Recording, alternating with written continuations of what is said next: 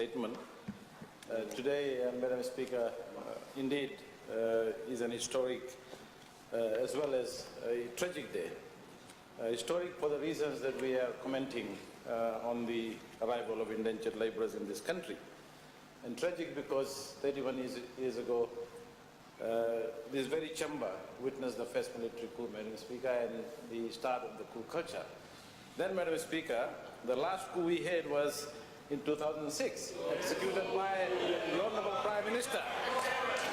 The NFP FLP coalition government of Dr. Biman Prasad was only in power for 5 weeks, yet we were told by the former RFM commander and then interim PM, now Honorable PM, on 22nd May 2008, while speaking to Nadoi villagers in Rewa, that the military coups were executed by the military in 87, in 2000, and of course 2006, because politicians had failed. Madam Speaker, I wonder sometimes how can politicians fail in 5 weeks when the military did the coup. Yet, Madam Speaker, 10 years after the 14th May 1987, what I call the oppressor and the oppressed came together to give Fiji the 1997 constitution and restored equality, dignity, justice of the descendants of the Girmitia as well as of all other citizens. Madam Speaker, we all know the contributions of our forefathers and the descendants of the Girmitia to this country after 39 years. And in fact, Madam Speaker, overwhelmingly, we've had a peaceful coexistence for the last 139 years, except for the period after 87 and 2000, Madam Speaker. Madam Speaker, let me just quote Justice Jairam Reddy, whose speech as a grandson of an indentured laborer and as the leader of the opposition and as the leader of the National Federation Party to the Great Council of Chiefs on 6 June 1997. And Madam Speaker, this will go down as a defining moment in Fiji's history, and rightly said, and I quote, "The Indians of Fiji, brought to these shores as laborers, did not come to conquer or colonize. Our ancestors came to this land in search of a better life, in search of a future they dreamed of for their children and their children's children.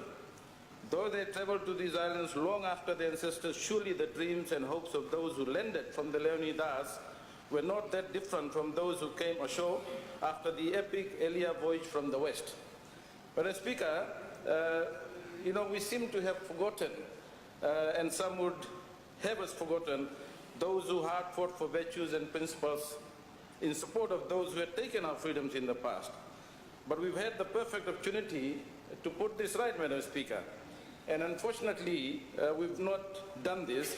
And this is why, Madam Speaker, for this particular occasion, 2 years ago on 29th April 2016, I had moved an end-of-week statement calling on the Honourable Prime Minister to involve all members of Parliament in a bipartisanship to organise national celebrations to observe the 100th anniversary of the beginning of the end of the indenture system. I had also called for a declaration of a one-off public holiday. While responding, the PM rejected the request of a one-off public holiday for government to commemorate the historical event. He described the NFP's call as a political stunt, a gimmick, an empty gesture, and a face-saving exercise. So we find the concern and interest in descendants of the Girimitia by this government today quite hypocritical, Madam Speaker. Secondly, Madam Speaker, if this government had any shame, if they have any shame, Madam Speaker, they will lift the ban on one of the most famous descendants of the Girimitia. Anybody in this world, Madam Speaker, who is talking about the history of this country and history of Girimitias cannot escape quoting Professor Biman. The man has been banned, Madam Speaker. He was hauled to the military, sworn at, spat at, and then this government has the hypocrisy of banning him and his wife from this country, Madam Speaker. And Madam Speaker, when we come into government, we will lift that ban, Madam Speaker. The other point I want to make, Madam Speaker, before I conclude, I hear the Attorney General always talking about NFP being silent. I know why they're demonizing us on this side. I know why they're demonizing the Sodalpa leader.